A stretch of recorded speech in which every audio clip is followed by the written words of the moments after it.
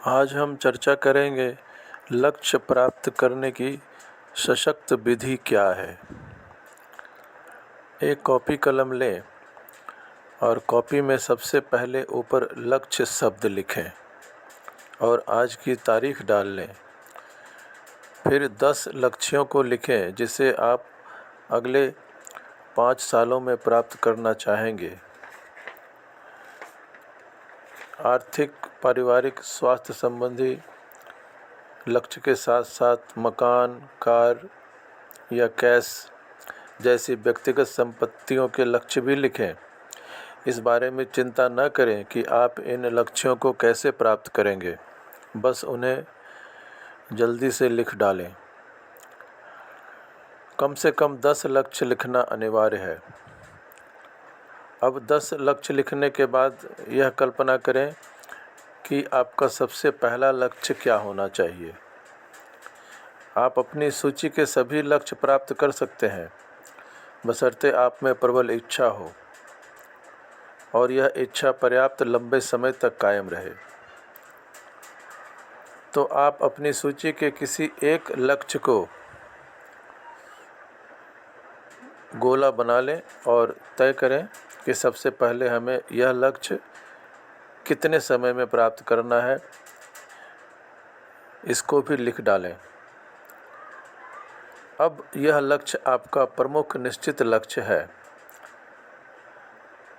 और इस लक्ष्य को आपने स्पष्टता से लिख लिया है और इसकी डेडलाइन भी तय कर लिया है। यह ध्यान रखें, सारी मानसिक शक्तियों को लक्ष्य पाने पर केंद्रित करने के लिए आपके अवचेतन मन में डेडलाइन होना बहुत ज़रूरी है।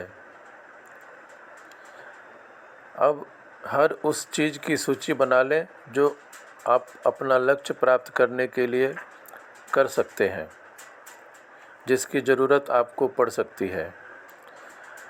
बड़े से बड़ा लक्ष्य भी प्राप्त हो सकता है, बशर्ते आप उसे पर्याप्त छोटे कदमों में बांट लें।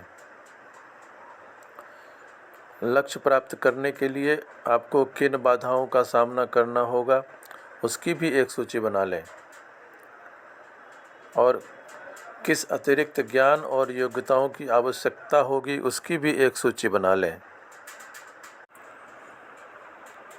लक्ष्य पूरा करने के लिए लक्ष्य बनाना ज़रूरी है, इसलिए अपने लिए स्पष्ट लक्ष्य बनाएं और अनुशासित होकर हर दिन उसे प्राप्त करने की दिशा में कार्य करें।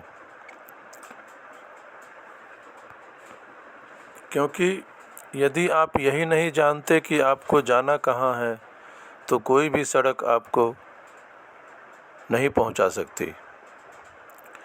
आप जीवन के हर क्षेत्र में सचमुच क्या चाहते हैं, यह तय करने भर से ही आपकी ज़िंदगी पूरी तरह बदल सकती है। लक्ष्य को हमेशा लिखें।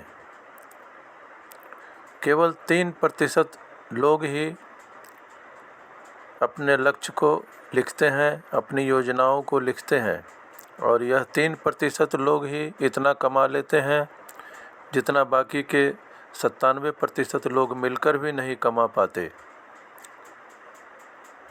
ऐसा क्यों है? कारण स्पष्ट है। यदि आपके पास एक स्पष्ट लक्ष्य है और उसे प्राप्त करने की योजना आपने लिख रखी है, तो आपके पास एक निश्चित मार्ग होता है जिस पर आप हर दिन दौड़ सकते हैं। बाधाओं और प्रलोभनों के कारण यदि आप राह नहीं बदलते हैं, तो आप भटकते भी नहीं हैं, न किसी दूसरी दिशा में जाते हैं। यदि आपके पास एक निश्चित